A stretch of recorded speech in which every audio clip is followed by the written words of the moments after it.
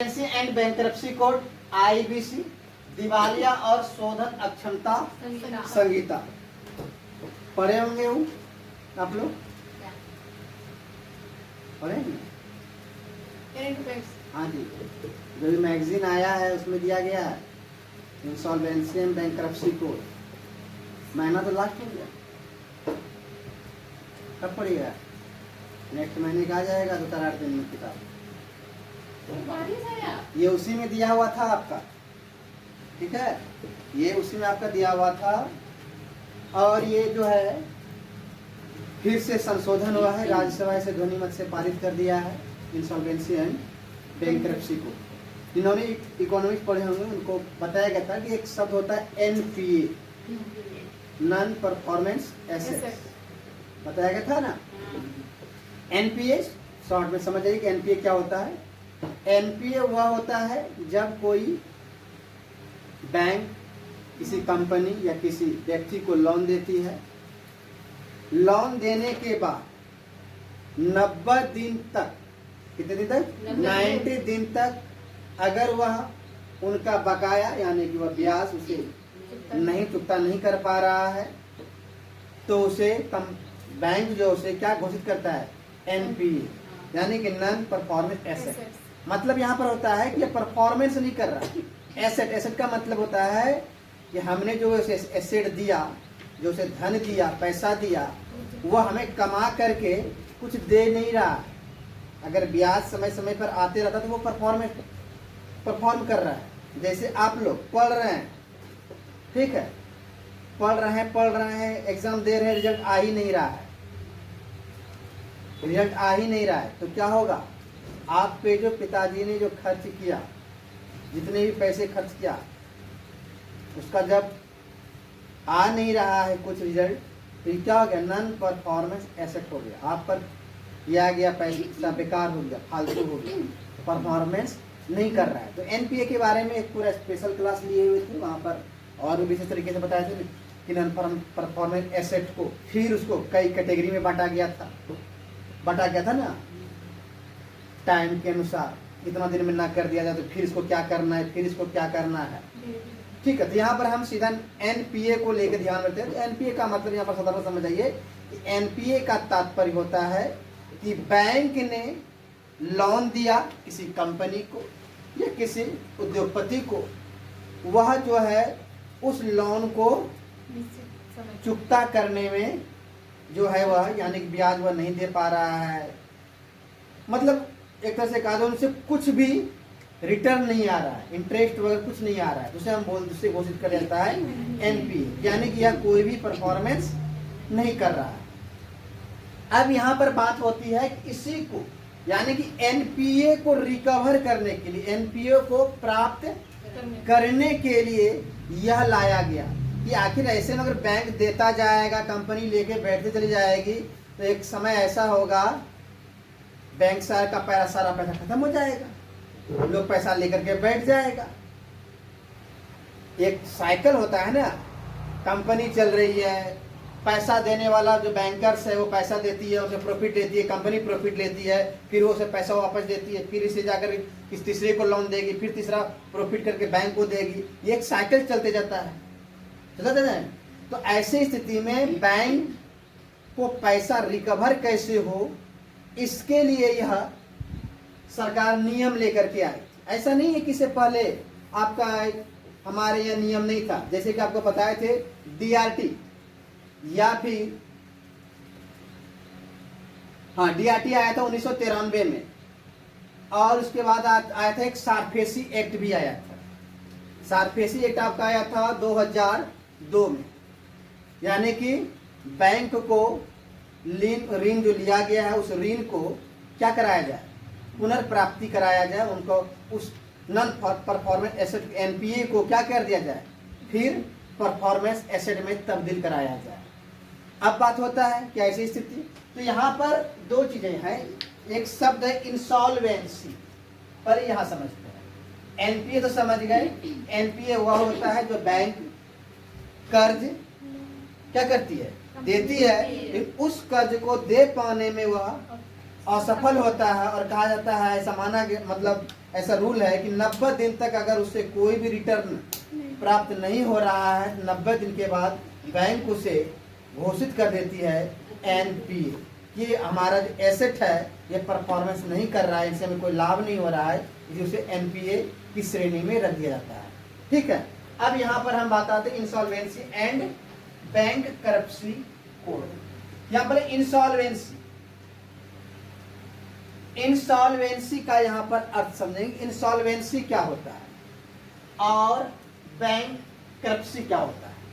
Insolvency का मतलब होता है कोई व्यक्ति या कोई कंपनी जो ऋण प्राप्त करता है, ऋण प्राप्त किया, मान लीजिए एसबीआई ने अंबानी को दिया 1000 करोड़ जियो मोबाइल टावर लगाने के लिए, उन्होंने जियो मोबाइल टावर लगाना शुरू कर दिया। अब उन्हें 1000 करोड़ दिया तो महीने पर उनको ब्याज देना चाहिए ना।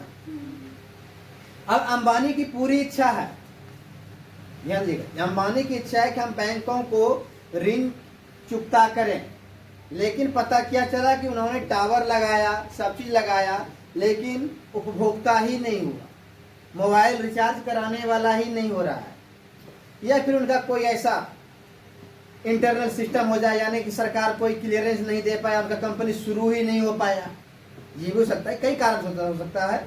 या फिर जिस प्रोजेक्ट को लेकर के वो आई थी वह प्रोजेक्ट सही से काम नहीं कर पा रहा है, यानी कि ओवरऑल कहा जाए कि उनको जो है लाभ नहीं हो पा रहा है, और मतलब इतना धन नहीं आ पा रहा है कि वो बैंक को कर्जा चुका पाए, बैंक को कर्जा चुका पाए, यानी कि इंसॉल्वेंस।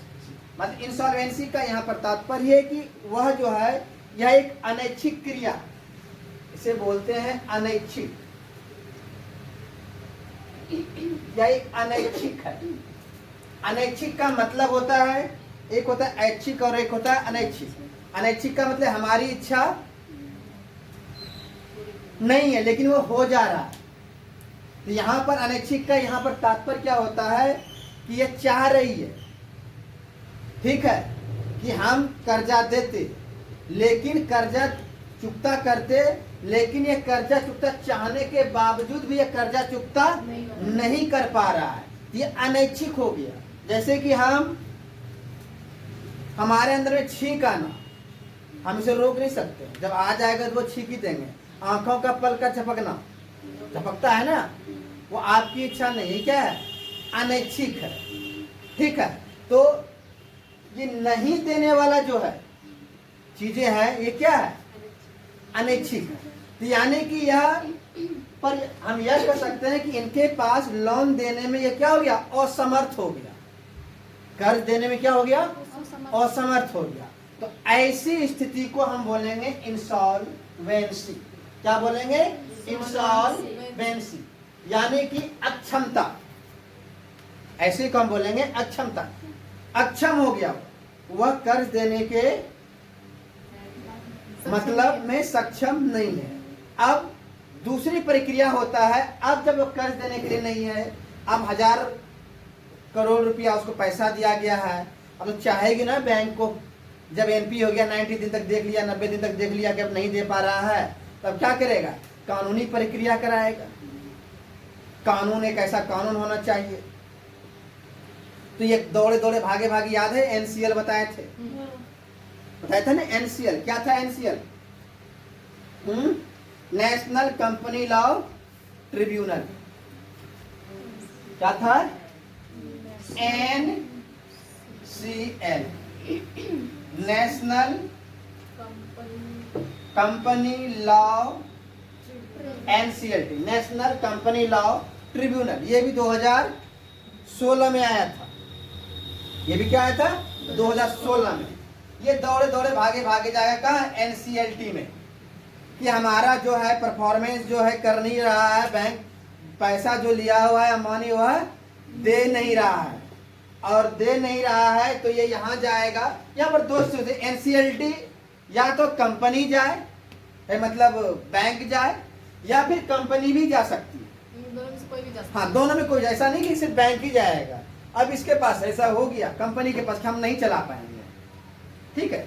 दरअसल ये है इंसॉल्वेंसी बैंकरप्सी कोड इसलिए भी आया था कि हमारे कंपनी लगाना आसान है लेकिन कंपनी को बेच करके निकालना बहुत मुश्किल था, तो इसे भी वो आसान करता है, इसे भी वो आसान करता है कि कंपनी को फिर से मतलब बेच करके निकल जाने के लिए भी एक मतलब इसको सुविधा प्रदान करता है। तो अब ये क्या करेगा, तो कंपनी आ जाए, बैंक खुद आ जाए और ये यहाँ पर जब आएगा तो यहाँ पर आपको बताए थे कि एनसीएलटी में यहाँ पर एक चीज बताए थे कि एक मैनेजर का नियुक्त करता था, याद है, मैनेजर बनाता था और उस कंपनी की पूरा स्वामित्व अपने पास ले लेता था और फिर प्रयास करता था कि उसमें मैं पैसा लगा करके या अच्छे व्यवसाय मतलब जो है जो जानता उसके जानकार है उसको लगा करके उस कंपनी को फिर से क्या किया जाए, उठाया जाए। जो डूब रही है कंपनी, अब बिकने की कगार पे है, उस कंपनी को फिर से क्या किया जाए, ऊपर उठाया जाए, ऊपर लाया जाए, बताए थे ना, ऊपर लाया जाए, उसके लिए वह प्रयास करते थे, वह उनके सिस्टम। तो यह क्या करेगी, एनसीएलटी ऐसा भी प्रयास करती है लेकिन देख लेती है कि उसके आने के बावजूद भी कंपनी पर कोई प्रभाव नहीं पड़ा, उस पर कई आरोप प्रत्यारोप भी है। आरोप प्रत्यारोप ये है कि सही व्यवसाय जब चयन करता है तो वह सही व्यक्तियों को चुन नहीं पाता है, इसलिए कंपनी फिर से उठ नहीं पाती है, कंपनी फिर से नए तरीके से काम नहीं कर पाती, तो वह अलग मुद्दा है। यहाँ पर मान लीजिए कि अब वह वहां पर है, तो अब क्या होगा, अंतिम उपाय क्या होगा कि यह घोषित कर देगा, क्या घोषित कर देगा कि यह कंपनी क्या हो गया जाएगा, यानी कि दिवालिया घोषित कर दिया जाएगा। पहले यह क्या करेगा, यानी कि इस कंपनी को सबसे पहले काम ही होगा, देने से पहले ही कंपनी होगा, इस कंपनी को पहले दिवालिया घोषित कर देगा, तुम्हारे से कंपनी नहीं चलेगा, उसके बाद मैनेजर वाला काम होगा। यानी कि सबसे पहले ये कहेगा कि तुम्हारा कंपनी क्या हो गया, दिवालिया घोषित कर। इसी दिवालिया को, जो ये दिवालिया घोषित किया, कानूनन दिवालिया घोषित किया ना, यानी कि किसी लॉ के माध्यम से जब उसे दिवालिया घोषित कर दे तो उसे बोलेंगे बैंकरप्सी। क्या बोलेंगे उसे, बैंकरप्सी।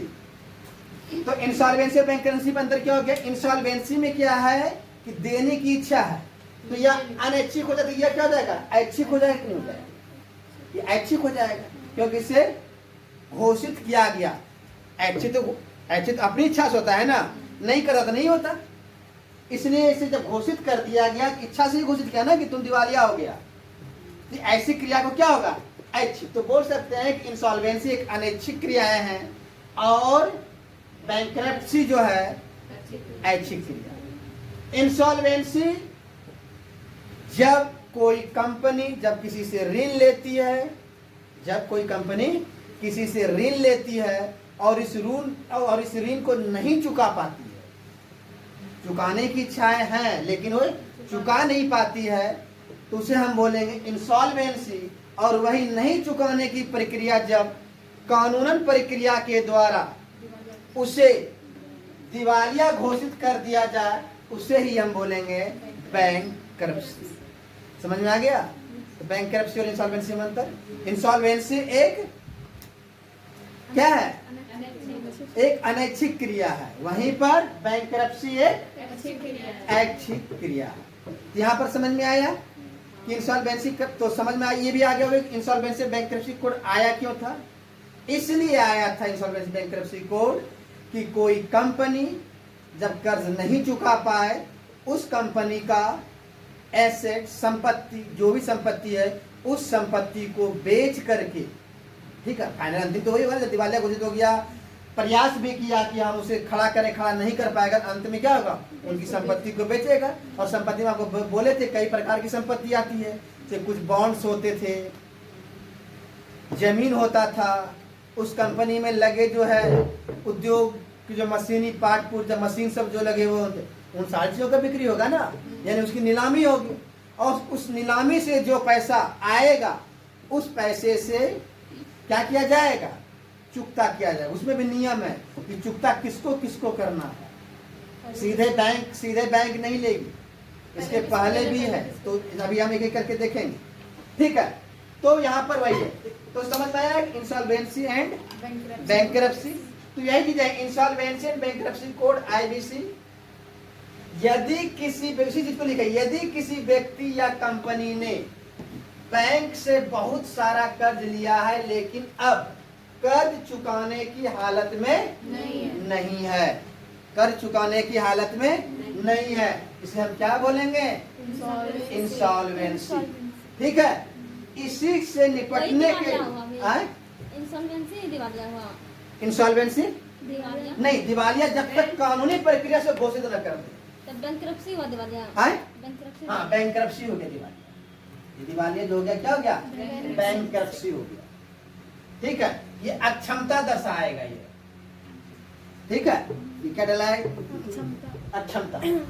तो 2016 से पहले ऐसे मामले से निपटने के लिए भारत में कई अलग अलग कानून था। ऐसा नहीं था कि मतलब कानून नहीं था, कर्ज वसूलने कानून नहीं था, कानून था, लेकिन उसमें समस्या क्या था? कई कानून था, लेकिन क्या था? बहुत उलझन था उसमें, प्रक्रिया बहुत जटिल थी। बैंकों को अपना कर्ज वापस पाने में सालों साल लग जाता था। अब बैंक को एक से कर्जा एक तो दिया, फिर कर्जा चुकाने में सालों साल लग रहा है। वो कर्जा देने बैठा है, एक कर्जा चुकाने बैठा है। ऐसे में उसका बैंक चल पाएगा? एक तो कर्ज दो, फिर कर्ज लो, यानी कि डबल वर्कर रखना पड़ेगा। तो इन्हीं सब चीजों को ध्यान में रखते हुए भारत सरकार ने 2016 में इन सभी पुराने और बिखरे हुए कानून को एक साथ मिला दिया और एक नया संयुक्त कानून बनाया, जिसे इंसॉल्वेंसी एंड बैंकरप्सी कोड कहते हैं। यह कानून बनाया गया कब? 2016 में बनाया गया। इंसॉल्वेंसी बैंकरप्सी 2016 एक ऐसा कानून है जिसका मुख्य लक्ष्य डूबे हुए कर्ज, अभी वही बताए ना, जो कर्ज क्या हो गया, बैंक जो दिया नहीं दे पा रहा है, मानी नहीं दे पा रहा है पैसा, तो डूबा हुआ है। ना, कि आपको मुकेश अंबानी के भाई क्या नाम था? अनिल अंबानी। अनिल अंबानी के साथ भी वैसा ही हुआ था। उनकी जो है वह कंपनी नीलाम हो रही थी, तो 3000 करोड़ शायद, हमको जहां तक याद है 3000 करोड़ दे करके वह उसे नीलामी से मुक्त किया था। जो भी डेटा जो भी हो, लेकिन उनको पैसा कौन दिया था? मुकेश अंबानी, और उसको बचाया गया था, यानी कि बैंक को चुकता किया था। तो 2016 एक ऐसा कानून जिसका मुख्य लक्ष्य डूबे हुए कर्ज या दिवालियापन के मामलों को एक निश्चित समय सीमा, ये भी ध्यान रखिएगा, एक निश्चित समय सीमा के अंदर सुलझाया जाए। यानी कि ऐसा नहीं है कि ये चल रहा है लंबा काम दिन तक समय, एक निश्चित समय में इसको क्या किया जाए? सुलझाया जाए। ठीक है। अब बात करते हैं इंसॉल्वेंसी बैंकरप्सी कोड 2016 क्या है क्या? वो तो देख ही लीजिए क्या है। तो यहाँ पर एक बार देख लीजिए यह किस पर लागू होता है, क्या है, तो देख लीजिए यहाँ पर यह लागू किस पर होता है?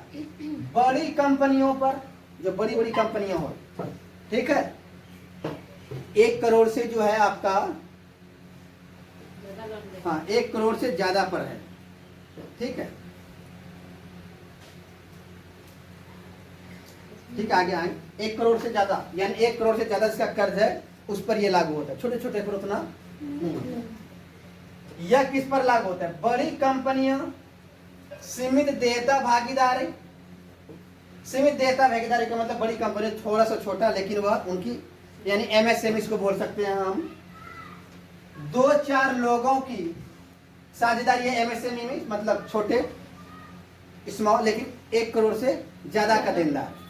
ठीक है, साझेदारी वाली फर्म और कोई आम व्यक्ति भी, कोई एक व्यक्ति भी अगर बड़ा अमाउंट लिया है तो वैसे बड़े 1 करोड़ से हाँ, ज्यादा होना चाहिए। हाँ, लेकिन नॉर्मल व्यक्ति को मिलता है, आप मांगेगा तो आपको नहीं मिलेगा कर्ज। ठीक है, लेकिन क्या कीजिए, 1000 भी दे देगा। हाँ? 1 टका नहीं देगा SBI आपको। अब सोच लीजिए काहे नहीं देगा। 1 टका लेने में 1.5 टका को आपको घूस देना पड़ेगा। ऐसा है नहीं, बहुत सारे सरकार की योजनाएं हैं, आप लोन ले सकते हैं। भारत सरकार की योजनाएं हैं, स्टेट सरकार की योजनाएं हैं, उस योजना से आप लोन ले सकते हैं, पढ़ाई कर सकते हैं। बताएं तो हैं, मिलता है क्या? सभी को मिलता है, लेकिन जैसा स्टेट है आप कहिएगा हम 1 करोड़ लेंगे, आपको फायदा 1 करोड़ लेकर के कीजिएगा क्या? देखिएगा ना कि हम कम पैसा लगा रहे हैं तो 1 करोड़ का क्या है। आप अगर IIT कर रहे हैं तो देगी सरकार 15-15 लाख तक कर दे रही है स्टूडेंट को पढ़ाई के स्टूडेंट। चलते तो आया था। तब तो सरकार ऐसा नहीं कि लोन नहीं देती, लोन देती है। बोल दिए वैसे कि नहीं देती है, अगर ऐसे नहीं देती है तो फिर केस हो जाएगा ऑनलाइन अगर बात करेंगे। आप ऐसे गलत सलत बच्चे क्यों पढ़ाते हैं? ठीक है, यह किस पर लागू नहीं होगा? यह जो लागू नहीं होगा, बैंक या वित्तीय सेवा देने वाले। एक तो बैंक हो गया, और जो वित्तीय सेवाएं देती है यानी कि बैंकिंग के जैसे ही कार्य करती है, नॉन बैंकिंग बताए थे, NBFC बताए थे ना, तो ऐसे सब जो है, तो बैंक या वित्तीय सेवा देने वाली कंपनियों के दिवालिया होने पर लागू नहीं। बैंकों के लिए नियम अलग, इनके लिए नियम अलग है, या जब दिवालिया होगा इनके नियम कानून अलग होते हैं। अब अगला है संहिता के उद्देश्य, यानी कि संहिता का क्या उद्देश्य है। पहला उद्देश्य अगर बात करें तो समयबद्ध समाधान। जो नया कानून बनकर के आ रहा है, जिन पर अनिवार्यता लगाया गया है कि कर्ज वसूली की प्रक्रिया को तेज करना, कर्ज जो लिया है उसकी प्रक्रिया को क्या करना, तेज करना, ताकि संपत्तियों के मूल्य में गिरावट न आए।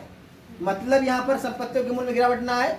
मान लीजिए वो व्यक्ति कर्ज देने के दशा में न हो, कंपनी में वह अपना जो है स्पेशलिस्ट लगा भी दिया, यानी कि उस कंपनी को फिर से खड़ा करने के लिए, लेकिन उसके बावजूद जो कंपनी खड़ा नहीं हो पाई, अंत उस कंपनी को बेचना ही पड़े। तो ऐसा ना हो जाए कि कंपनी का रेट वैल्यू पूरा क्या हो जाए, गिर जाए। तो तेजी से करेगा तो लोग समझेगा ये कंपनी तो खड़ा हो रहा है, पता नहीं कंपनी आगे काम करेगी क्या, हम खरीद लें, तो उसको उसका वैल्यू ज्यादा रहेगा। लेकिन लंबा दिन तक होने के बाद क्या होगा, उनका वैल्यू गिर जाए। इसलिए यानी कि उनके मूल्य में गिरावट ना आए। हितों का संतुलन, हितों का संतुलन का मतलब कर्जदाताओं और कंपनी के सभी हितधारकों के हितों की रक्षा करना, यानी कि जो कर्जा दिया है और कंपनी के सभी हितधारक, यानी कि उस कंपनी में क्या है, सभी हितधारक कौन होगा, शेयर होल्डर होगा ना, जो शेयर दिया होगा वह भी होगा, उसके एम्प्लॉयर होंगे जो उनमें काम कर रहे हैं, मजदूर होगा, उनके इंजीनियर होंगे, मतलब जो भी प्रकार के जितने प्रकार के एम्प्लॉयर होंगे सारे के सारे होंगे।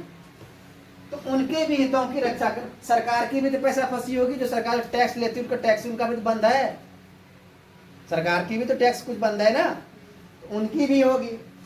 उद्यमिता को बढ़ावा, मतलब डूब चुके और असफल व्यवसायों को सम्मानजनक तरीके से बाहर निकालने का रास्ता देना, यानी कि वह कंपनी को फिर से क्या किया जाएगा, खड़ा करने का प्रयास किया जाएगा, और समय रहते अगर ऐसा होगा, हो सकता है ये कंपनी फिर से क्या हो जाए, खड़ा हो जाए, और वह कंपनी अच्छा परफॉर्मेंस करने लगे। और जब अच्छा परफॉर्मेंस करने लगेगा तो फिर सभी का क्या हो जाएगा, भला हो जाएगा, एम्प्लॉयर भी बच गया, जो ने पैसा लगाया उनका ही भला हो जाएगा, और यह जो है हो सकता है एक निश्चित समय के बाद ये कंपनी के वास्तविक मालिक को भी दे करके निकल जाए कि चलो चुकता हो गया, हमारा भी काम हो गया, तुम्हारा भी काम हो गया, तुम कंपनी अपना चलो हम चलते हैं। ठीक है, उसके बाद है नियंत्रण में बदलाव। इस कानून ने पुरानी व्यवस्था यानी कि देनदार के नियंत्रण में ला दिया। अब यहां पर देखिएगा, नियंत्रण मतलब इस कानून में पुरानी व्यवस्था यानी कि देनदार के नियंत्रण में ला दिया। या लेनदार और देनदार दो शब्द आता है। लेनदार कौन हो जाएगा, जो कंपनी डूब रहा है, हमने पैसा लगाया था, हम क्या हो गए, लेनदार हो गए, होगा ना। आप पैसा लगाएंगे नहीं, कंपनी जो ले रही है बैंक से, आप कंपनी में जो हमने पैसा लगाया अब डूब रही है, तो आप पैसा हमसे लेंगे कि देंगे उसको, हम उसमें अब लेनदार हो गए ना, उल्टा हो जाएगा यहाँ पर। जब कंपनी खड़ी हो रही थी तो उसमें हम देनदार थे, उनको कंपनी खड़ा करने दे रहे हैं, लेकिन ऐसी परिस्थिति में हम क्या हो जाएंगे? लेनदार हो जाएंगे। देने वाले। बैंक हो जाएगा लेनदार और हाँ। कंपनी हो जाएगा देनदार। देनदार, और कंपनी हो जाएगी देनदार हो जाएगी। कंपनी देना है तो वही हो जाएगी, यानी व्यवसाय देनदार के नियंत्रण में ला दिया गया। अब वह देनदार के नियंत्रण में ला दिया, यानी कि देनदार का मतलब क्या? बैंक। बैंक। हाँ, बैंक के नियंत्रण में ला दिया गया। तो अब यहाँ पर स्थितियां तो एक तरह से कहा जाए नियंत्रण में बदलाव आ गया। पहले लेनदार के नियंत्रण में था, अब यह देनदार के देनदार के नियंत्रण में आ जाएगा। ठीक है, यहां तक समझ में आया? चलिए ठीक है। कोड के मुख्य संस्थागत स्तंभ, मतलब इस संस्था को चलाने वाले कितने स्तंभ में कौन कौन चलाता है, मतलब कैसे सिस्टमेटिक ढंग से चलता है। इनमें जो है इसे इस पूरे कानून को सही से चलाने के लिए संस्थाओं की टीम बनाएगी। एक पूरे संस्था की क्या बनाएगी? टीम बनाएगी। अब इस टीम में दिखेगा न्याय निर्णयन प्राधिकरण, पहला कौन है? न्याय निर्णय प्राधिकरण। दिवालिया या दिवाला पेशेवर, अगला कौन है? दिवाला पेशेवर। दिवाला पेशेवर का मतलब होता है पेशेवर, उसमें स्पेशलिस्ट रखने वाला। ठीक है, यानी कि कोई कंपनी डूब गई, उस कंपनी को कैसे निकाला जाएगा, स्पेशलिस्ट। हर का होता है ना, जैसे कि ऑनर्स आप जब करते हैं तो जिस पेपर में ऑनर्स, हिंदी में से आप लोग ऑनर्स किए, हिंदी का क्या हो गया? पेशेवर है आप। हिंदी में है जो स्पेशलिस्ट है आप। जब और मास्टर डिग्री करिएगा और स्पेशलिस्ट हो जाइए, पीएचडी करिएगा और स्पेशलिस्ट हो जाइएगा। अब सब हिंदी में ही करेंगे। हाँ, आपकी मर्जी, बदल भी सकते हैं। ठीक है, यानी कि आपको उस पेपर पर, उस विषय पर, उस जो है व्यवसाय में क्या होगा? आपकी पकड़ होगी, उस व्यवसाय का आपको बहुत डीप नॉलेज होगा। पेशेवर का मतलब यहाँ पर ये। ठीक है, उसके बाद दिवाला पेशेवर एजेंसियां, ये एजेंसियां इसको क्या करती है? सर्टिफिकेट कर देती है एग्जाम लेकर के कि आप, यानी कि लाइसेंस देने का काम करेगी। सूचना उपयोगिताएं, और फिर उसके बाद है भारतीय दिवालिया और शोधन अक्षमता बोर्ड। हम एक एक करके देखते हैं। तो पहला है न्याय निर्णयन प्राधिकरण। क्या है? न्याय निर्णयन प्राधिकरण। ये क्या है? ये वे जज या अदालतें होती है, ये वे जज या अदालतें होती है जो दिवालियापन के मामलों की सुनवाई करती है और फैसला सुनाती है कि यह एजेंसी, यानी कि ये कंपनी दिवालियापन है या नहीं है, इसकी फैसला कौन सुनाती है? जज सुनाती है। मान लीजिए जज ने सुना दिया कि यह कंपनी क्या हो गई? दिवालिया हो गई। जब कंपनी दिवालिया हो जाएगी तो ये दिवालिया वाला मामला कहाँ जाएगा? ये एनसीएलटी में जाता है। ये कौन सी अदालत होती है? उसे क्या बोले? NCLT, national company law tribunal. ठीक है, यहाँ पर थोड़ा सा इनके बारे में जान जाइए। मान लीजिए NCLT, national company law tribunal में कोई मामला गया और इन्होंने जो भी फैसला दिया, लेकिन जो फैसला दिया गया और जिसके पक्ष में फैसला दिया वह उनसे नाखुश हो गया, तो नाखुश होने के बाद यह जो है हाई कोर्ट में चुनौती नहीं दे सकता है। इसके लिए अलग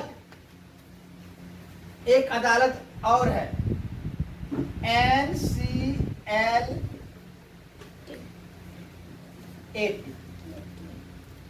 बस, उसमें कुछ नहीं, नेशनल कंपनी लॉ अप्लाई या अप्लाई मतलब अप्लाइड करने वाला, यानी कि अपील करने वाला, यानी कि नेशनल लॉ अपील ट्रिब्यूनल जो है वहां पर आप अपील कर सकते हैं। ठीक, क्या कर सकते हैं आप? अपील कर सकते हैं। अपीलेट होता है, अपीलेट क्या होता है? Appellate. National company law appellate tribunal, मतलब नाम ही है अपीलेट, यानी कि अपील करने वाला। आप यहाँ अपील, और मान लीजिए यहाँ भी आपकी आप मतलब आप नहीं है, संतुष्ट नहीं है, तब आप सीधे जाएंगे कहाँ? Supreme court. हाई कोर्ट नहीं जा सकता है। हाई कोर्ट में अपील इसका नहीं चला, क्यों सर? सीधा इसके लिए हाई कोर्ट में क्यों नहीं? नहीं है इसको प्रावधान हाई कोर्ट में। इसका सीधा क्या हो जाएगा, सुप्रीम कोर्ट में। इसलिए हाई कोर्ट ने दिया गया कि इसको पावरफुल बनाया गया, पावरफुल बनाया गया कि इतना इसका निर्णय डिसीजन सही होता है कि इसे हाई कोर्ट भी इसको सुन नहीं सकता है। ये सीधा कहाँ जाएगा, अंतिम सुप्रीम कोर्ट। नॉर्मली रूप से ये यहीं पर हो जाता है, सुप्रीम कोर्ट जाने की आवश्यकता नहीं है, लेकिन आप सुप्रीम कोर्ट जा सकते हैं। ठीक है, जो कि अब हाई कोर्ट है, हाई कोर्ट हर जगह अलग अलग अलग बहुत सारे हैं। अब हाई कोर्ट में ही मामला जो है जल्दी से काम कराना है ना, इसके अलावा एक अपील है बचा है, इसके अलावा अपील है कहीं पर सुप्रीम कोर्ट के अलावा, मामला हो जाएगा सेट। तो यहाँ पर यानी कि नेशनल कंपनी लॉ ट्रिब्यूनल या national company law appellate tribunal, यहीं पर जो है यह इनका सुनवाई होगा और अंततः सुप्रीम कोर्ट। और जब ये कंपनी क्या कर देगी, इसे दिवालिया घोषित कर देगी। अब यहाँ पर देखिएगा NCLT national company law appellate tribunal, यानी कि एनसीएलटी में अगर मामला गया, यानी कि अगर बात करें कहाँ जाएगा मामला, एनसीएलटी में मामला जाएगा। इसकी अदालत कौन है, एनसीएलटी। और एनसीएलटी में अगर आप संतुष्ट नहीं है तो आप अगला अपील कहाँ करेंगे, एनसीएलएटी में। एनसीएलएटी का मतलब हो गया national company law appellate tribunal में आप अपील करेंगे। और अगर यहाँ भी आप संतुष्ट नहीं है तो आप कहाँ जाएंगे, वो कंपनी कहाँ जाएगी, सुप्रीम कोर्ट जाएगी।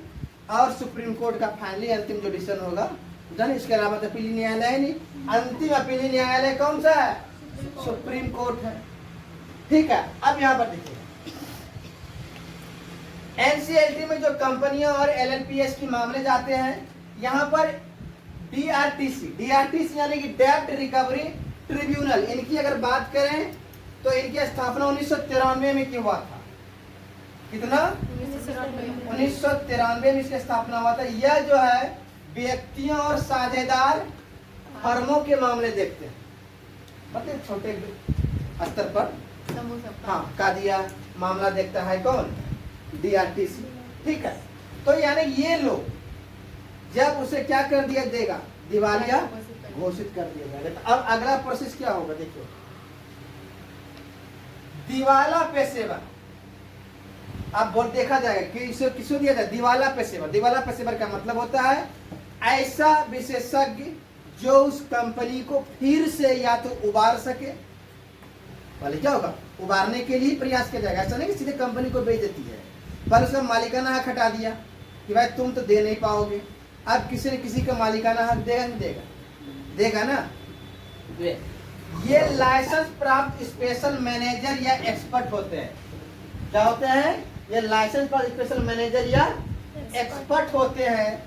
जब कंपनी दिवालिया, यानी कि जब कंपनी क्या हो जाए, दिवालिया हो जाएगा, तो पुराने मालिकों को हटाकर क्या होगा, पुराने मालिकों को हटाकर क्या होगा, दिवाला पेशेवर को क्या कर दिया जाएगा, सौंप दिया जाएगा। और उसके बाद यानी कंपनी का पूरा कामकाज चलाने, संपत्ति को संभालने और मामला सुलझाने की जिम्मेदारी दी जाती है। यानी कि अगर कहा जाए कि पुराने कंपनी का मालिकाना हक ले करके नए कंपनी को, यानी कि नए व्यक्तियों को मालिकाना हक दे दिया जाता है। क्या आप इन्हें क्या कीजिए, फिर से आप चलाइए। अगला है दिवाला पेशेवर एजेंसियां। अब ये कौन है, ये वे कंपनियां हैं, यानी ये संस्थाएं हैं, ये वे संस्थाएं जो इन पेशेवर मैनेजरों को, किसको, दिवाला पेशेवर, इन पेशेवर मैनेजर का क्या लेती है, एग्जाम लेती है, उन्हें सर्टिफिकेट देती है, या हम बोले लाइसेंस देती है, जिस भी माध्यम से होगा, इस माध्यम से उन्हें लाइसेंस देती है और उनके काम पर नजर रखती है।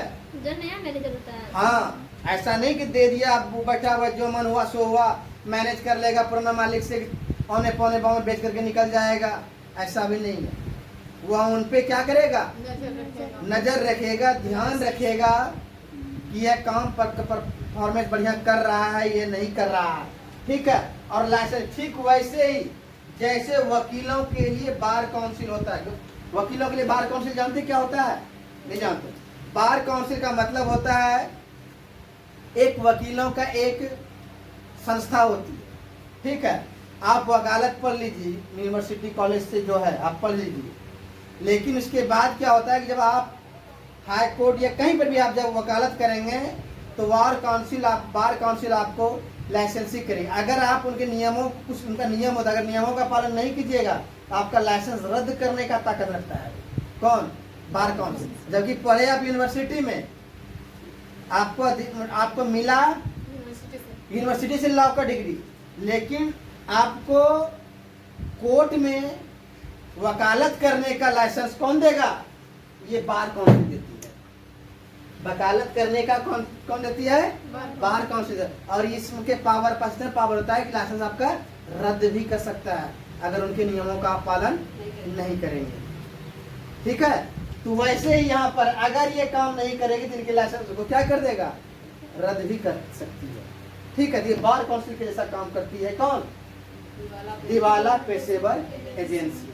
तो 3। अब इसके बाद चौथा है सूचना उपयोगिताएं। यह क्या है? यह एक तरह का केंद्रीकृत क्या है? Digital record room. क्या है? Digital record room. जो भी यहाँ पर होगा कागजी काम नहीं, यानी पेपरलेस होगा। पेपर यहाँ पर कागज का काम ही होगा। डिजिटल रिकॉर्ड रूम या डेटाबेस है। और किसने डिफॉल्ट यानी कि कर, अच्छा छूट गया। डिजिटल रिकॉर्ड रूम या डेटाबेस, यहाँ इस बात का रिकॉर्डिंग रखा जाता है कि किसने किससे कितना कर्ज लिया है और किसने डिफॉल्ट, मतलब डिफॉल्ट का मतलब होता है कर्ज ना चुकाना, यानी कि किसने डिफॉल्ट किया। इन सारे चीजों का यहाँ पर क्या रखा जाता है? रिकॉर्ड रखा जाता है। कहाँ पर? सूचना उपयोगिताएं के तहत, ठीक है। उसके बाद है भारतीय दिवाला और शोधन अक्षमता बोर्ड। इसके बाद एक बोर्ड होती है जो कि चारों पर क्या करती है? शेष ऊपर जो चारों उस पर कंट्रोल रखती है। क्या है इसका नाम? भारतीय दिवाला और शोधन क्षमता बोर्ड। इन चारों स्तंभों के ऊपर एक सुप्रीम बॉस है। ये सुप्रीम बॉस यानी सबका बॉस है, या सर्वोच्च विनियामक होता है। विनियामक का मतलब संचालन करने वाला, विनियमित करने वाला, चलाने वाला, उनको देखने वाला, ठीक है। यह कॉर्पोरेट मामले के मंत्रालय के तहत काम करती है। ये भी इम्पोर्टेंट है। ये किस मंत्रालय के तहत काम करती है? कॉर्पोरेट मंत्रालय के तहत काम करती है और उपरोक्त पर नियंत्रण करता है, यानी कि ऊपर में दिया गया है उन पर क्या करती है? ये नियंत्रित करती है।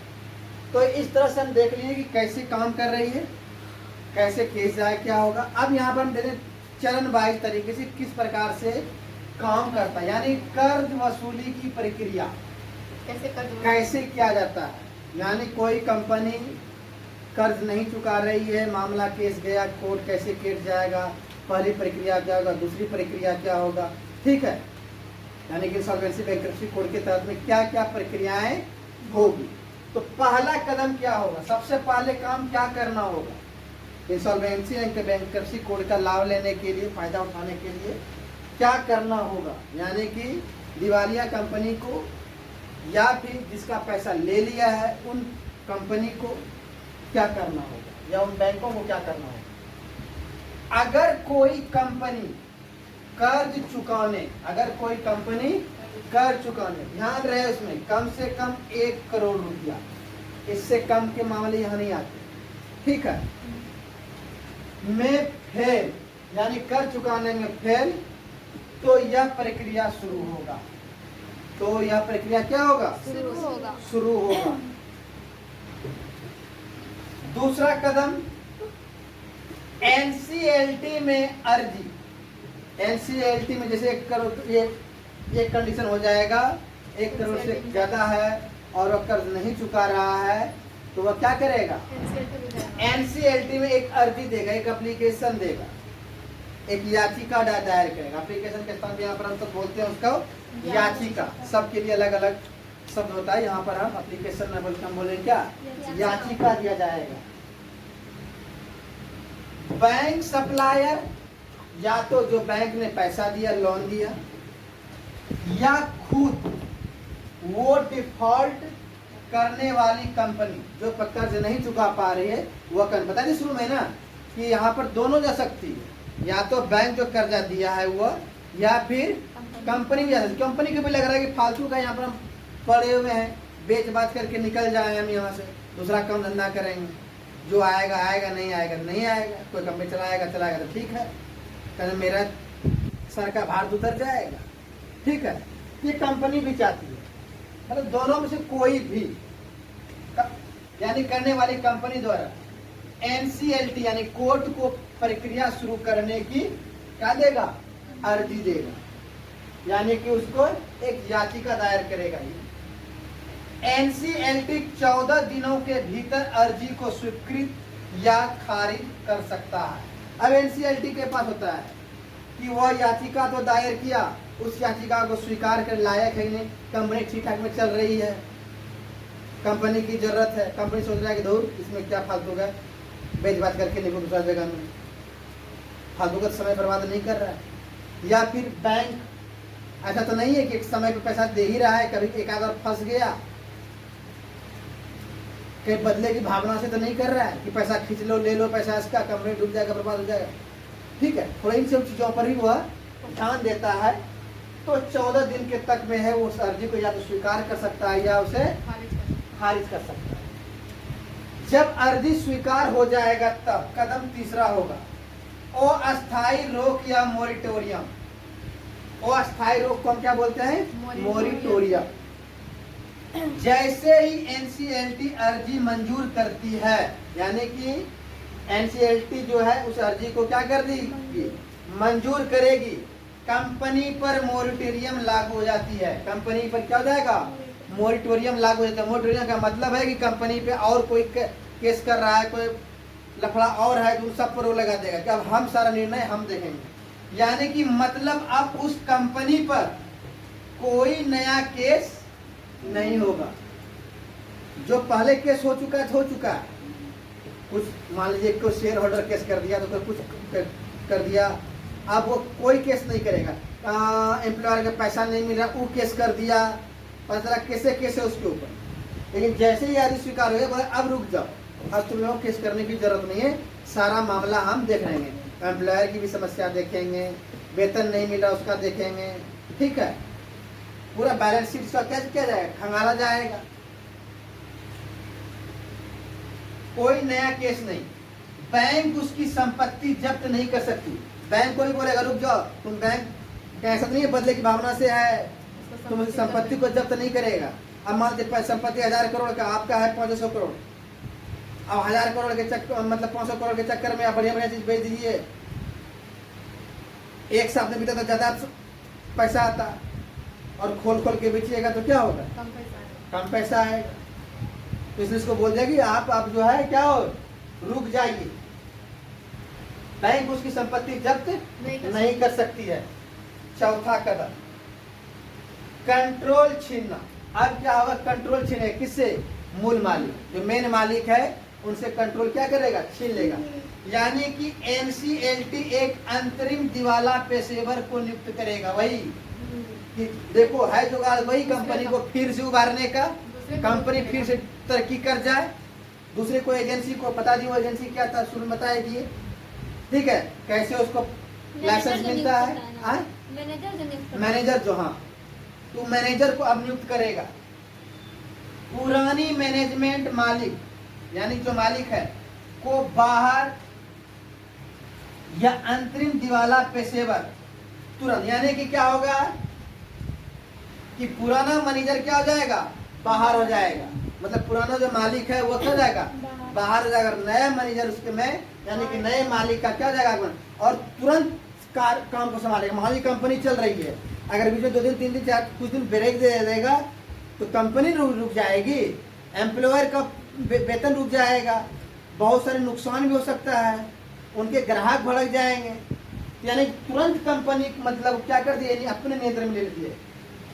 यानी कि पेशेवर नियुक्त करेगा, पुराने मैनेजमेंट जो मालिक था को बाहर कर दिया जाएगा, या अंतिम दिवाला पेशेवर अंतरिम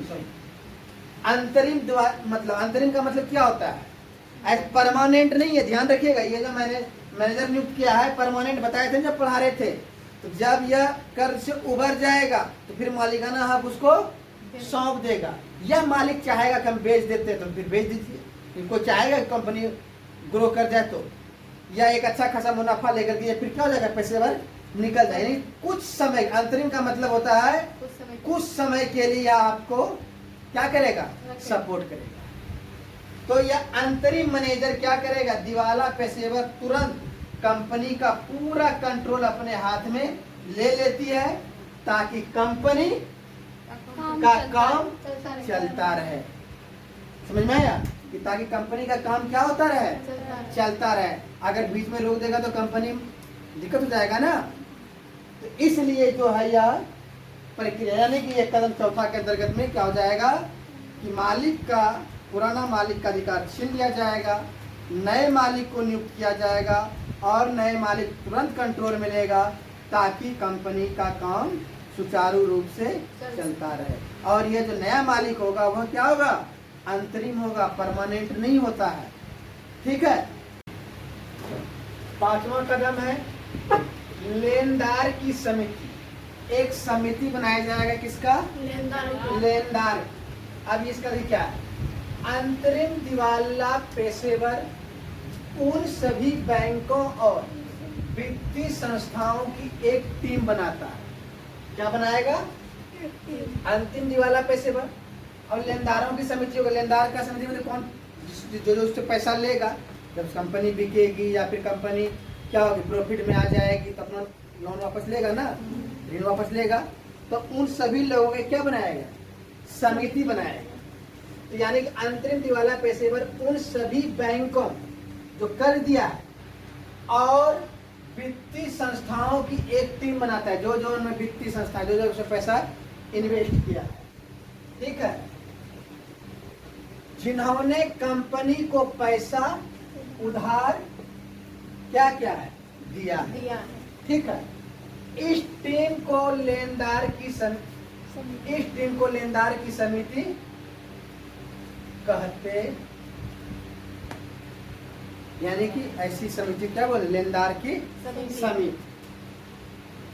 कंपनी का भविष्य क्या होगा, यह फैसला भी कौन करेगा, यही समिति करेगी। फैसला अब यह टीम करेगी। अब यह टीम 2 प्रकार की फैसला कर सकती है। पहला,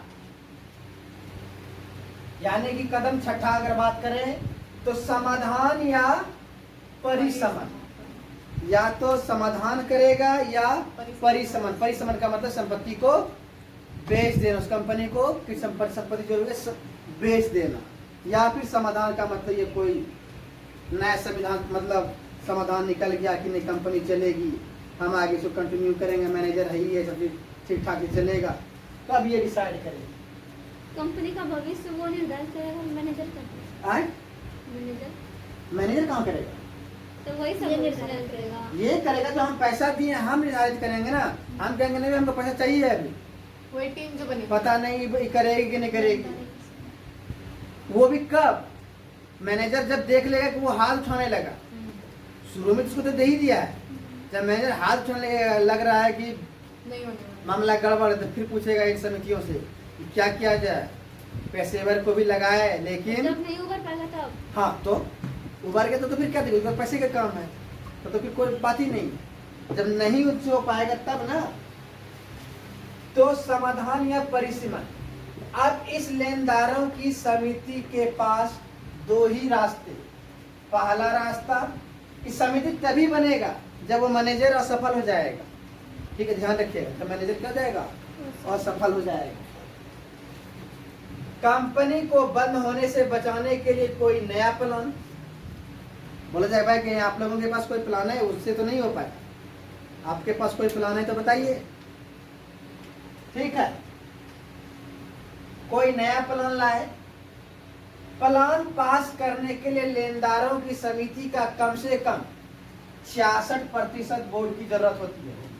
मतलब ऐसा नहीं अगर एक बोला हाँ हम देख लेंगे, हमको दे दीजिए, या फिर कोई तीसरा कंपनी को दे दीजिए, ये काम करे, कोई नया सलाह दे दिया कि करें, नहीं ऐसा नहीं होगा। उन्हें कम से कम 66% लोग जो है, जो पैसा दिया है, उनका मत होना जरूरी है। पहले यह था 75%। पहले कितना था? 75%। नए कानून के तहत में ला करके क्या कर दिया गया? 66%। तो पहले 75% में क्या होता था? ज्यादा होता था। 66% भी अगर बोल रहा है, इसका मतलब है कि कंपनी बच सकती है। यानी यहाँ पर कंपनी को ज्यादा प्रयास किया जा रहा है कि कंपनी को क्या किया जाए?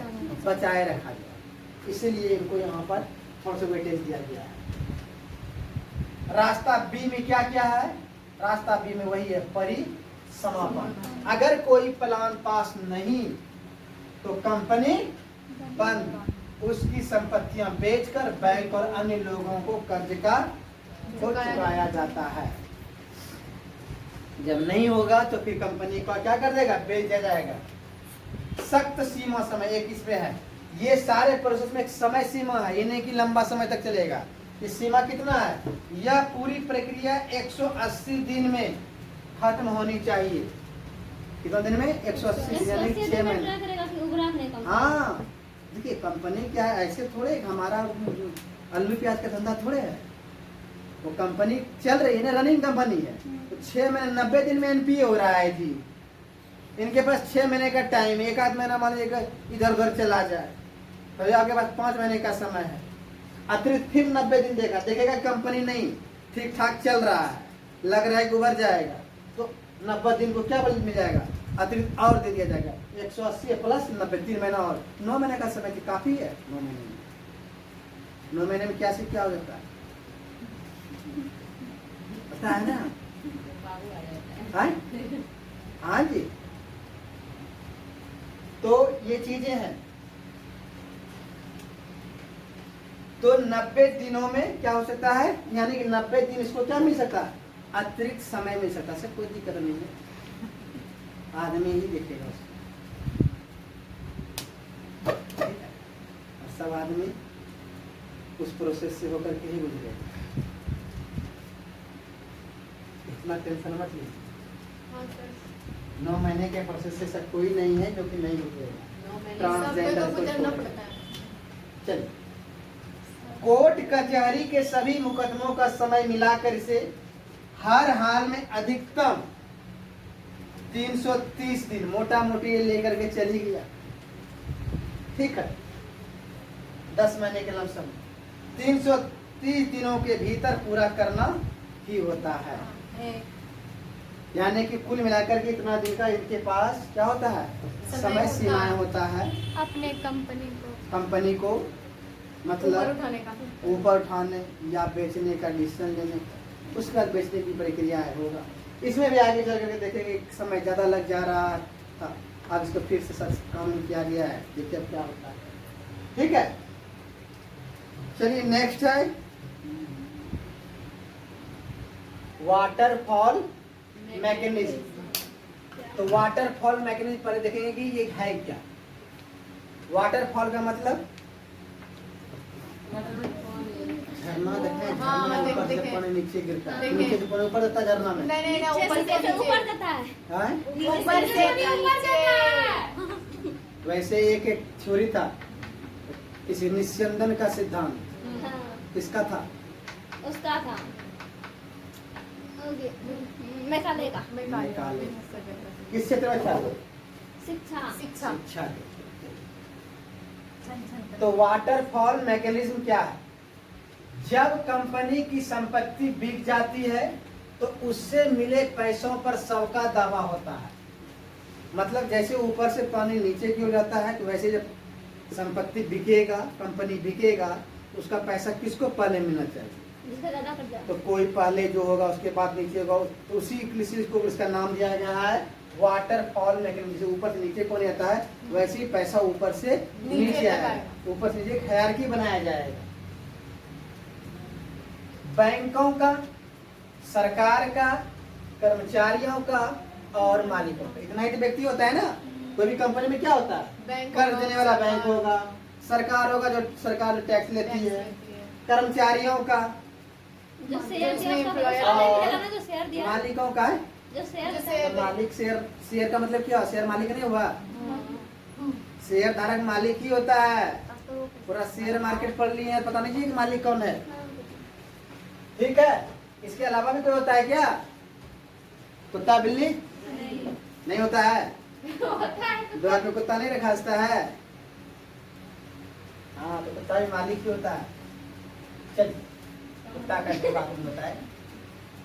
पैसा किसको पहले मिलेगा और किसको बाद में, इसके लिए इंसॉल्वेंसी एंड बैंक्रप्सी कोड की धारा 53 में एक सख्त प्राथमिकता क्रम बनाया गया है। मतलब सख्त क्रम, इसका अनिवार्य पालन करना है।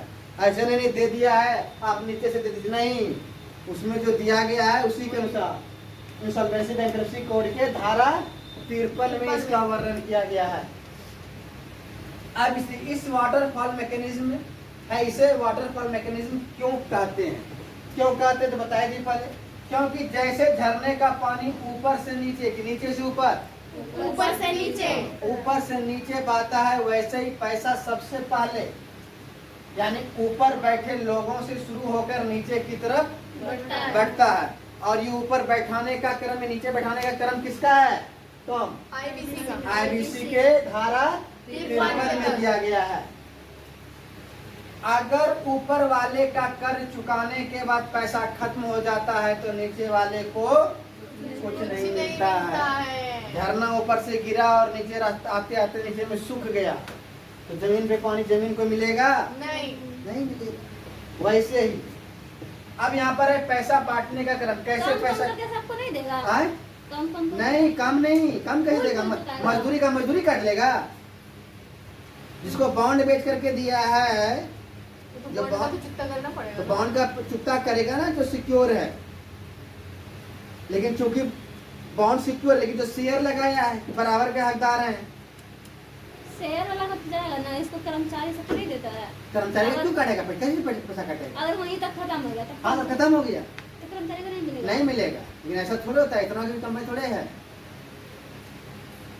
हम क्या कर्मचारी खड़ा था, अगर मेरा एड्रेस बेचेगा तो नहीं मिलेगा पैसा। कोई ऐसा कंपनी है कि कर्मचारी ज्यादा खट रहा है और उसका परिसंपत्ति कम है, ये भी तो देखिए ना। सबसे पहले पूरी कानूनी प्रक्रिया और दिवाला पेशेवर की फीस भुगतान, ये जो प्रोसेस किया इसमें भी तो खर्चा है। वकील है, ये है, वो है, कोर्ट का चक्कर है, लगाना है। वो जो पेशेवर जो को लाया गया था मैनेजर को, सबसे पहले उसको चुकता किया जाएगा। ठीक है, उसके बाद कामगारों, जो कामगार है उस कंपनी में कामगार करता है, स्वाभाविक है इसके बाद पैसा तो बचेगा ही बचेगा। मजदूरों का बकाया, जो मजदूर का बकाया है, और सुरक्षित लेनदार, और क्या है सुरक्षित लेनदार, जो बॉन्ड के रूप में कोई परिसंपत्ति गिरवी रखा था। ठीक है, परिसंपत्ति रखा था तभी तो परिसंपत्ति होगा ना। मान लीजिए इन्होंने एक कंपनी में क्या कि उन्होंने इतना परिसंपत्ति गिरवी रख दिया, अब उससे भी तो पूछना होगा ना, कंपनी बेच रहे हैं उन्होंने संपत्ति गिरवी रख करके किया है तो पहले वो तो चीज छुटाएगा, क्योंकि परिसंपत्ति गिरवी रखेगा 10% का रखेगा तो 2% का ना उसको देना पड़ेगा। 8 पे तो प्रॉफिट है, नहीं प्रॉफिट है, तो पहले उसको दिया जाएगा, समझे। उसके बाद कंपनी के जो बाकी कर्मचारी, उनके पिछले रुके हुए वेतन के भुगतान। कभी कभी क्या होता है, कंपनी को कोई कारण से वेतन रुक गया है, 2 महीने से 3 महीने का वेतन नहीं दिया गया है। अभी का इधर का दे दिया, 2 महीने का पहले का वेतन रुका था, या फिर 6 महीना पहले किसी का वेतन रुका हुआ था, इधर कंटिन्यू किया हुआ वेतन रुका हुआ है, कुछ लफड़ा लगा था, बाद में केस कास किया तो बोला वेतन दो, वापस दो, होगा ना। यानी कि जो वेतन पुराना अड़ा हुआ है उन लोगों को वेतन मिलेगा। तीसरा है असुरक्षित वित्तीय लेनदार। असुरक्षित वित्तीय लेनदार, जो असुरक्षित मतलब कोई बॉन्ड फॉन्ड नहीं रखा है और कर्जा दे के रखा है, पैसा दे करके रखा है, वित्तीय लेनदार। ध्यान रखिए कौन सा है, वित्तीय लेनदार। तो उनको क्या करेगा, कर्जा देगा। उसके बाद सरकार बोलेगा भाई अब मेरा भी चाहिए, सरकार से उसमें पहले ही सब कुछ होता है। हाँ टैक्स उसमें जीएसटी भर दिया, लेकिन टैक्स का पैसा जीएसटी दिया ही नहीं। तो सरकार का बकाया और सुरक्षित लेनदारों का बचा हुआ कर, मान लीजिए कोई सुरक्षित लेनदार का फिर बचा हुआ था, कुछ लोगों ने नहीं ले पाया तो उसको भी एक दिया जाएगा। अगर कोई और सप्लायर या व्यक्ति बच गया जिसका पैसा कंपनी पर बकाया है, मतलब मान लीजिए कोई कंपनी माल बना रहा है, उन्होंने एक ट्रांसपोर्ट ट्रक वाले को रखा था कि हमारा सामान वहां पहुंचाओ, और उस ट्रक वाले का पैसा नहीं दिया है, इसी कंपनी में तो काम कर रहा था ना। ऐसे व्यक्तियों को, सप्लायर को, ठीक है, या कोई ऐसे व्यक्ति जो सामान लिया हो और उनका पैसा वो चुकता न कर पाया हो, तो ऐसे लोगों को दिया जाएगा। उसके बाद है सातवें में है प्राथमिकता वाले शेयर धारक। प्राथमिकता वाले शेयर धारक का मतलब यहाँ पर होता है कि इन शेयर धारक दो प्रकार के बताए जा रहे हैं। एक शेयर धारक वो होता है जो बोर्ड में हिस्सा लेता है। कोई कंपनी डिसीजन लेना चाहती है तो जो ज्यादा पैसा शेयर, जो ज्यादा शेयर देती है, तो वो उसका एक मेंबर होता है। वो कोई पद पर किसी को नियुक्ति करना होता है तो उसे वोटिंग कराया कि भाई इस व्यक्ति ये सही, इसको नियुक्ति किया जाए। अब कुछ होता है कि थोड़ा बहुत पैसा देकर के शेयर धारक बना है, बोर्ड में वो भाग नहीं लेता, फिर सिर्फ कमाई से मतलब रखो, बाद बाकी कंपनी के मैनेजमेंट में आपका कोई योगदान नहीं होगा। और बड़े जो होते हैं, जो ज्यादा पैसा देने वाले शेयर धारक होते हैं, वो कंपनी के मैनेजमेंट में भी उनका योगदान होता है। सिर्फ ईस्ट इंडिया कंपनी में बताए थे ना कि 500 पाउंड देने वाले व्यक्ति वोटिंग कर सकते थे, उससे कम वाले वोटिंग नहीं कर सकते थे। तो वैसे प्राथमिकता शेयर वाले, तो जिसके पास अब सिर्फ किससे लगा था, प्रॉफिट या लॉस से, इनको बोले भाई इनको दे दो। ये तो बेचारा काम भी नहीं करता था, मतलब इनका कोई योगदान भी नहीं था कि कंपनी डूब रहा है, डूबने का तो दिमाग लगा लेता। ये तो दिमाग जान ही रहे कंपनी डूब रही है, तभी तुम लगा रहा है, तभी तुम रिस्क ले रहा है। इक्विटी शेयर धारक यानी अंतिम जो है इक्विटी शेयर धारक, जो लगाया है, जो वोट वगैरह का देने का राइट है, उनको अंतिम में मिलेगा। प्राथमिक मतलब जो पहले शेयर लगाया, हाँ प्राथमिकता वाले शेयर। हाँ, प्राथमिकता वाले का मतलब हो उसको वोट का अधिकार नहीं मिल रहा है। प्राथमिककरण का है, छोटे स्तर का उन्होंने शेयर लिया है। अब धीरे मुकेश अंबानी के कंपनी है, उसमें आप 100 टका का शेयर खरीदेंगे, समझे, तरीका का चुटका दे दो ऐसे व्यक्ति, ठीक है। और ऐसे ऐसे आते आते पैसा लगभग यहाँ पर क्या होता है, समाप्त होता है। इक्विटी शेयर धारक या भागीदार सबसे आखिरी में वाटरफॉल का सबसे निचला स्तर पर होता है। कौन, इक्विटी शेयर धारक या भागीदार। यही कारण है कि इस कानून के आने के बाद मालिकों में डर है, क्योंकि अक्सर उन तक पैसा पहुंचते ही नहीं, तब तक पैसा खत्म हो जाता है। तब आपको लगता होगा फिर क्यों जाएगा मालिक कंपनी को बेचने के लिए, भले जैसे तैसे मान लेगा, तब फिर भी जाता है। इसलिए जाता है कि मान लीजिए कंपनी छोड़ के चला गया, उस कंपनी को कोई दूसरा काम करे, कोई भी आपत्ति विपत्ति आएगा वो कंपनी के मालिक को पकड़ेगा। खंडरे है, अब खंडरे में मान लीजिए कोई दुर्घटना घट गया, तब भी मालिक पकड़ेगा नहीं। आपके प्लॉट में हुआ है, आपको सुरक्षा देना चाहिए ना, बिजली रख करके वहाँ पर बॉडीगार्ड मतलब क्या बोलते हैं, गेट कीपर वगैरह रखिए, पुलिस रखिए, मतलब प्राइवेट ही रखिए, सुरक्षा कीजिए। आपके यहाँ कंपनी वहाँ है, आपको पकड़ेगा नहीं, इसलिए वो चाहता है कि वो वहाँ से क्या करे, हम निकल जाए। ये समझ में आ गया। चलिए अब इसके फायदे और कुछ नुकसान देख लेते हैं कि सफल कैसे हुआ और इनके नुकसान क्या हो सकते हैं, चुनौतियां, ठीक है। इसकी सफलताएं, ये जो है इंसॉल्वेंसी बैंक्रप्सी कोड, इसकी सफलता कहां तक हुआ है, 2016 से लेकर के अब तक में संशोधन हो रहा है, इसका मतलब सफलता भी मिल रहा है। कर्जदार के व्यवहार में बदलाव। क्या बदलाव होगा? पहले बड़े बड़े व्यापारी जो कर्ज चुकाने में था बेफिक्र रहता था, देंगे, बैंक वाला था अबे जाओ देंगे, लेके भाग जाएंगे क्या, ये समझता था। यानी कि पहले बड़े बड़े व्यापारी कर्ज न चुकाने पर भी बेफिक्र होते थे। क्या करेगा बैंक?